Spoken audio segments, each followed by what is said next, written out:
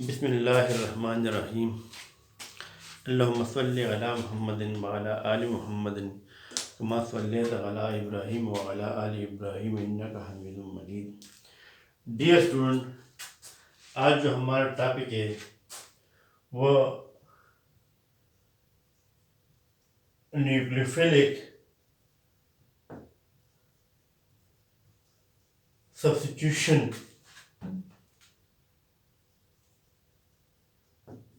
Reaction of alkyl halide या nucleophilic substitution reaction in alkyl halide.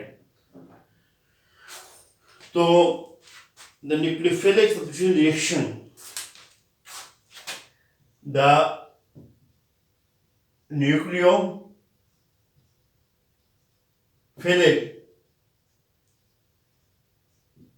substitution reaction of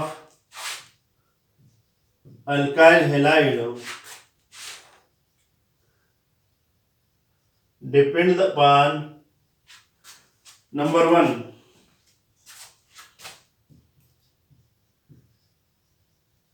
nature of the substrate. यानी इसके sentence का मतलब ये है कि अल्काइल प्राइमरी अल्काइल या सेकेंडरी अल्काइल या टर्शियरी अल्काइल है। Second, nature of the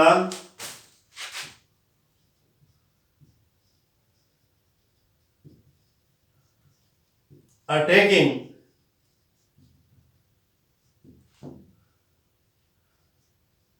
nucleophile. Attacking nucleophile क्या होता है, इससे हम पहले अपने प्रीवियस लेक्चर में एक्सप्लेन कर चुके हैं, लेकिन यहाँ पर थोड़ा सा ये समझाता है कि nature of the attacking nucleophile, ये जो न्यूक्लियोफाइल अटैक कर रहा है वो स्ट्रांग है या कमज़ोर है। फॉर एग्जाम्पल, अगर हम सोडियम हाइड्रोक्साइड से न्यूक्लियोफाइल लेंगे तो ये स्ट्रांग होगा, इजीली अटैक करेगा। लेकिन अगर यही न्यूक्लियोफाइल हम एमोनियम हाइड्रोक्साइड से लेंगे तो यहाँ से ये न्यूक्लियोफाइल आसानी से रिलीज नहीं होगा और ये कमज़ोर बेस है, तो इनका अटैक मुख्तलिफ होगा इस न्यूक्लियोफाइल से। और third, nature of the living nucleophile. Nature of the living nucleophile का मतलब ये है कि अल्काइल हैलाइड के अंदर जो हैलाइड एटम रिप्लेस हो रहा है, यानी सपोज अल्काइल आयोडाइड या अल्काइल ब्रोमाइड या अल्काइल क्लोराइड या अल्काइल फ्लोराइड, तो इनके नेचर पर भी डिपेंड करता है।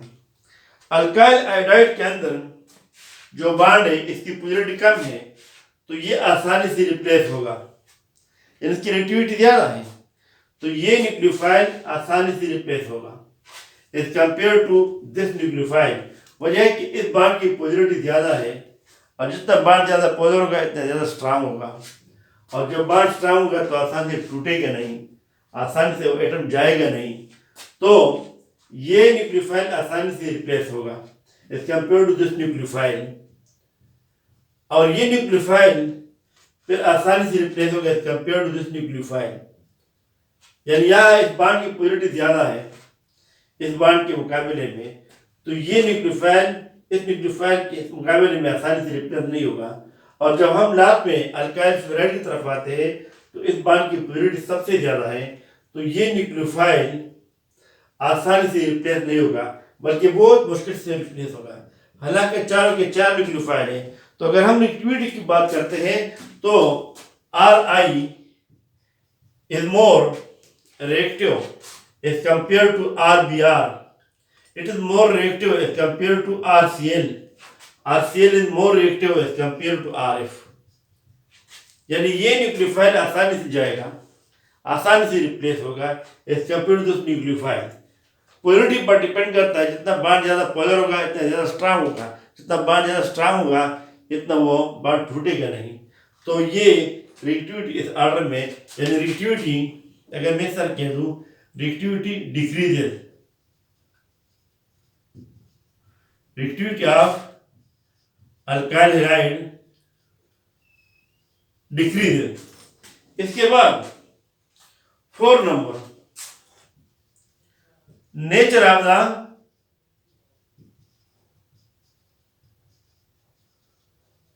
सॉल्वेंट, यानी केमिस्ट्री में ऐसे बहुत कम रिएक्शन है जो बगैर मीडियम के होते हैं, जो गैस स्टेट में होते हैं, हमेशा मीडियम की जरूरत पड़ जाती है।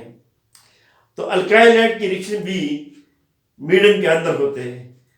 अब सपोज सवाल ये पैदा होता है कि वो सॉल्वेंट पोलर है या नॉन पोलर है, यानी मेरे कहने का मतलब है कि रिएक्शन अगर अल्कोहल के अंदर हो रहा है तो अल्कोहल पोलर सॉल्वेंट है, या वाटर के अंदर हो रहा है सपोज तो वाटर पोलर सॉल्वेंट है। लेकिन अगर ये रिएक्शन एक नॉन पोलर सॉल्वेंट के अंदर हो रहा है तो इससे रेट ऑफ रिएक्शन पर, न्यूक्लियोफिलिक सब्स्टिट्यूशन रिएक्शन पर असर पड़ेगा। तो ये 4 फैक्टर जो है ये nucleophilic substitution reaction of alkyl halide को इफेक्ट करता है। अब इसके बाद अल्काइल हैलाइड के अंदर जो न्यूक्लियोफिलिक सब्स्टिट्यूशन रिएक्शन है ये 2 तरीकों से होती है, यानी बाद रिएक्शन अल्काइल हैलाइड के वो एक स्टेप में कंप्लीट होंगे और बाद रिएक्शन अल्काइल हैलाइड के वो 2 स्टेप में कंप्लीट होंगे। तो इसी वजह से हम कहते हैं alkyl halide, the nucleophilic substitution reaction of alkyl halide अगर टू थ्रू मैकेनिज्म, यानी it's in one mechanism or it's in two mechanism, it's in one mechanism and it's in two mechanism, यानी unimolecular nucleophilic substitution reaction. अगर इसका हम abbreviation बनाएंगे तो S stand for substitution, S stand for nucleophilic और 1, यानी unimolecular nucleophilic substitution reaction, ये abbreviation बन जाएगा। इस तरह बाई मॉलिक्यूलर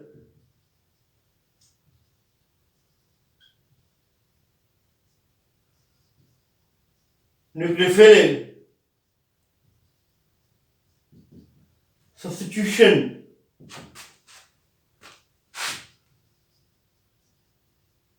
रिएक्शन, इसको हम डिनोट करेंगे SN2 से। 2 stand for bimolecular, N stand for nucleophilic, S stand for substitution या SN2 रिएक्शन। इससे पहले कि हम SN1 SN2 को स्टार्ट कर दें, हम जरा आते हैं primary alkyl halide, secondary alkyl halide और टर्शियरी अल्काइल हैलाइड की तरफ। ये मेरे पास एक टर्शियरी अल्काइल हैलाइड है। टर्शियरी अल्काइल हैलाइड क्या होता है? अगर हाइड्रोजन एटम टर्शियरी कार्बन के साथ अटैच हो। टर्शियरी कार्बन क्या होता है? वो कार्बन जो फर्दर 3 और कार्बन एटम के साथ अटैच हो। अगर किसी तरीके से हम इस फ्लोरीन को इलेक्ट्रॉन के साथ निकाल लेंगे तो कार्बन के ऊपर पॉजिटिव चार्ज आ जाएगा।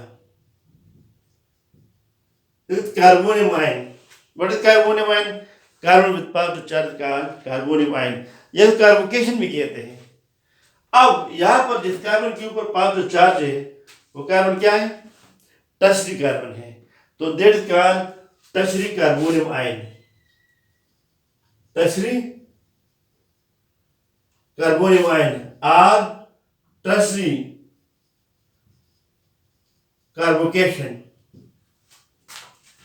अगर इसको हम जनरली लिखते हैं मिथाइल, तीनों मिथाइल की जगह अगर हम आर लिखें, आर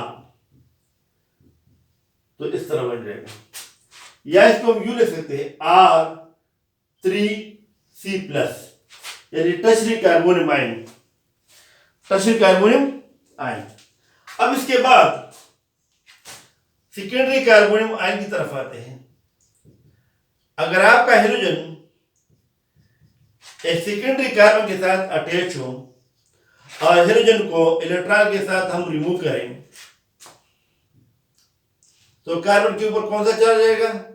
पॉजिटिव, पॉजिटिव, क्योंकि secondary carbonium ion. What is secondary carbonium ion? A carbon atom having positive charge and which is attached to two other carbon atoms is called secondary carbonium ion। यानी hydrogen जिस carbon के साथ attach है वो carbon कौन सा है? Secondary carbon. Hydrogen electron के साथ चला गया तो कार्बन के ऊपर पॉजिटिव चार्ज, और ये कार्बन कौन सा कार्बन है? Secondary carbon. तो इसको कहते हैं secondary carbonium ion, secondary carbonium ion और सेकेंडरी कार्बोकेशन, कार्बोकेशन। अब इसके बाद आता हूं प्राइमरी अल्काइल हैलाइड की तरफ। प्राइमरी अल्काइल हैलाइड क्या होता है? अगर आपका हाइड्रोजन ऐसे कार्बन के साथ अटैच हो कि कार्बन प्राइमरी हो। प्राइमरी कार्बन वो होता है जो फर्दर एक और कार्बन एटम के साथ अटैच हो। तो अगर यहां भी हम क्लोराइड को डिटेच करें तो कार्बन के ऊपर जिस कार्बन से हमने क्लोरीन को डिटेच किया है, अलग किया है, तो इसके ऊपर पॉजिटिव चार्ज। कौन सा चार्ज?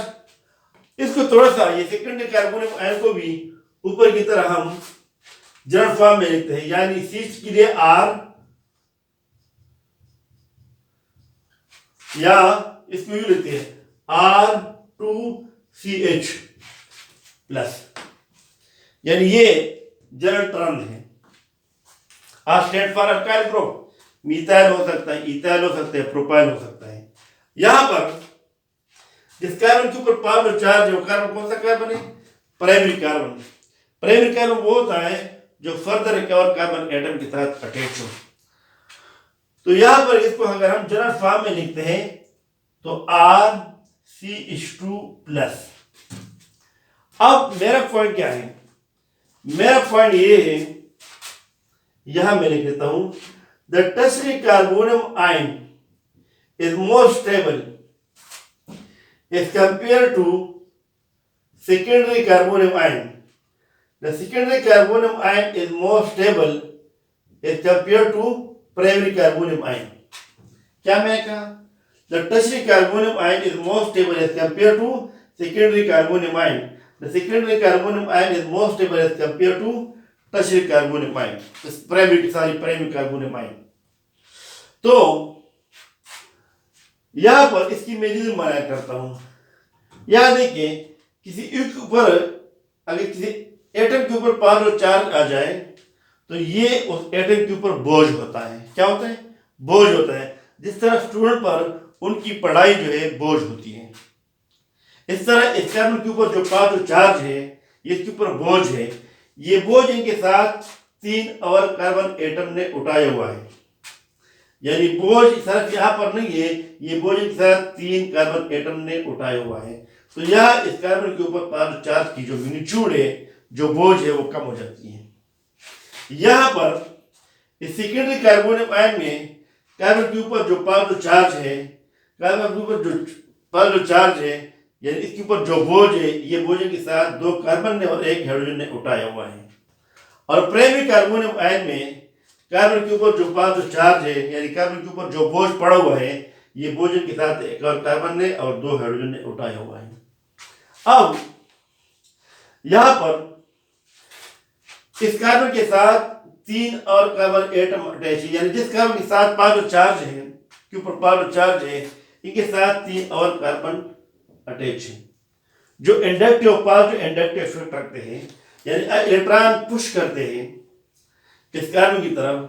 तो इस पर ऊपर इस कार्बन के ऊपर मैग्नीट्यूड ऑफ पॉजिटिव चार्ज जो है, इनका असर कम हो जाता है, यानी the magnitude of positive charge decreases on this carbon atom due to 3 other carbon atom because of the positive inductive effect. Of these 3 carbon atom. तो इसी वजह से ये स्टेबल हो जाता है। यहाँ पर सेकेंडरी कार्बोनियम आयन में जिस कार्बन के ऊपर 5 जो चार्ज है, इसके साथ 2 और कार्बन और एक हाइड्रोजन अटैच है। तो दोनों कार्बन ये पॉजिटिव इंडक्टिव इफेक्ट रखते हैं, लेकिन एक हाइड्रोजन भी है जिसमें इंडक्टिव इफेक्ट न होने के बराबर है। तो यहाँ पर कार्बन के ऊपर जो पॉजिटिव चार्ज है, इसके ऊपर बोझ ज्यादा है। And the magnitude of positive charge in the case of secondary carbonium ion is decreased by 2 other carbon atom and 1 hydrogen atom। तो इसी वजह से इसकी स्टेबिलिटी यानी हाइड्रोजन के अंदर इंडक्टिव इफेक्ट न होने के बराबर है।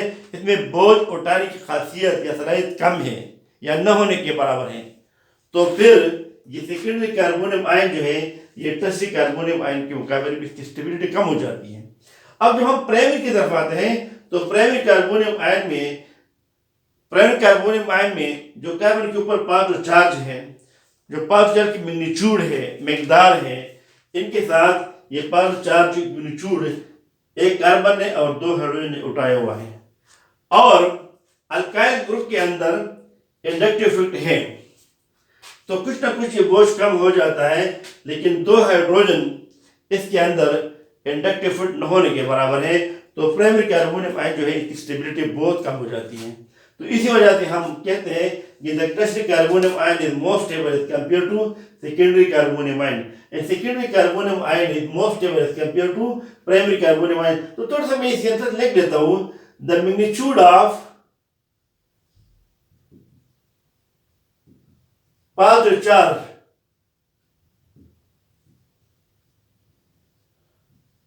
on the carbon in case of tertiary carbonium ion is decreased by 3 other carbon atom, due to which it become stable। और इस तरह सेंटेंस और बना लें।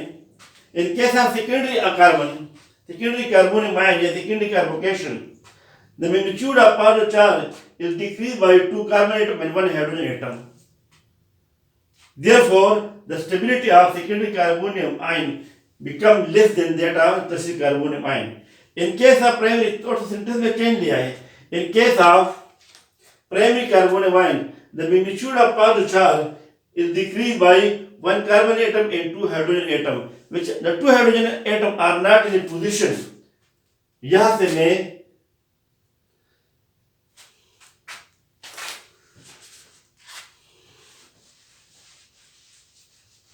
in case of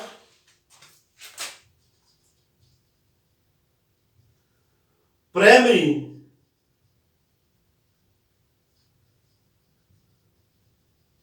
carbonium ion,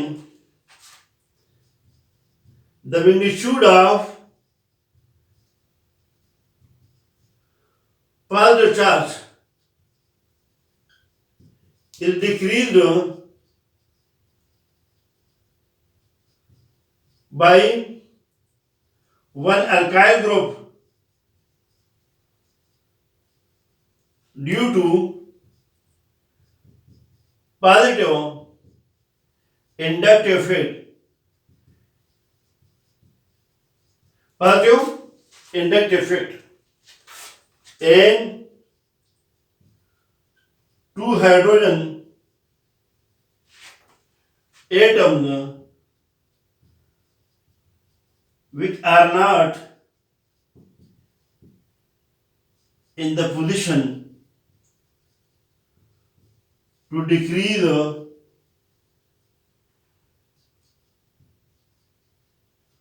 the magnitude of positive charge। इसकी मिसाल मैं आपको इस तरह देता हूं। फॉर एग्जाम्पल, अगर स्टूडेंट के ऊपर मैं एक मैं वजन रखूं और 3 स्टूडेंट के साथ और मैं रवाना करूं कि ये वजन के साथ आप 1 किलोमीटर ले जाएं, तो फॉर एग्जाम्पल अगर स्टूडेंट के ऊपर वजन पड़ा हुआ है तो बारी बारी या साथ साथ ये इनके साथ ये वजन उठाकर 1 किलोमीटर ले जाएंगे। वजह कि ये स्टूडेंट भी इनकी वेट या इनकी पावर जो है इनके तकरीबन बराबर है। लेकिन अगर ये काम मैं इस तरह करूं कि स्टूडेंट के मैं वजन दे दूं 1 मन, इनके साथ 2 स्टूडेंट इनके साइज के बराबर, इनकी ताकत के बराबर और एक छोटा बच्चा जो वजन उठाने के काबिल नहीं है रवाना करूं, तो हो सकते है वो ये वजन जो 1 किलोमीटर तक न ले जाए, ये वजन 1 किलोमीटर से पहले से गिर जाए। और ये काम अगर मैं इस तरह करूं कि स्टूडेंट के ऊपर मैं एक वजन रखूं, इनके साथ उसी साइज के, उसी ताकत के, उसकी उम्र के बराबर एक स्टूडेंट रवाना करूं ताकि इनके साथ ये वजन उठा सके, इनको कुछ हेल्प कर सके, इनके साथ 2 छोटे छोटे बच्चे भी रवाना करूं, तो हो सकते हैं वो वजन जो है आधे किलोमीटर जैसे कम फासले पर उससे गिर जाए। वजह है कि ये हाइड्रोजन जिनके साथ बच्चों जैसी है, इनके साथ ये वजन उठाने के काबिल नहीं है। तो ये सिंपल अल्फाज है जो मैंने यहाँ पर इस्तेमाल किए। तो अब मैं कह सकता हूँ कि the tertiary carbonium ion is more stable. यहाँ पर जो न्यूक्लियर चार्ज है वो शेटर्ड हो जाता है, वो डिस्ट्रीब्यूट हो जाता है 3 कार्बन के ऊपर। किसके ऊपर? 3 कार्बन के ऊपर। यहाँ पर जो मैग्नीट्यूड ऑफ पावरड चार्ज है वो 2 कार्बन के ऊपर और 1 हाइड्रोजन के ऊपर शेटर्ड हो जाता है, डिस्ट्रीब्यूट हो जाता है और हाइड्रोजन बोझ उठाने के काबिल नहीं है। इस तरह in case of primary carbon the magnitude of powered charge is distributed over 1 carbon atom and 2 hydrogen atom. तो इसी वजह से ये प्राइमरी कार्बोनियम आयन की स्टेबिलिटी सबसे कम हो जाती है। आज के लिए सिर्फ हम ये कहना चाहते हैं कि the tertiary carbonium ion is more stable as compare to secondary carbonium ion. Secondary carbonium ion is more stable as compare to primary carbonium ion. इंशाल्लाह नेक्स्ट लेक्चर में हम पढ़ेंगे कि अल्काइल लाइड के अंदर जो यूनिमॉलिक्यूलर न्यूक्लियोफिलिक सब्स्टिट्यूशन होती है या बाई मॉलिक्यूलर न्यूक्लियोफिलिक सब्स्टिट्यूशन होती है, तो इनकी मैकेनिज्म की तरफ आएंगे, इनके तरीक़ेकार की तरफ आएंगे। तो it is enough for today. Thank you for joining us.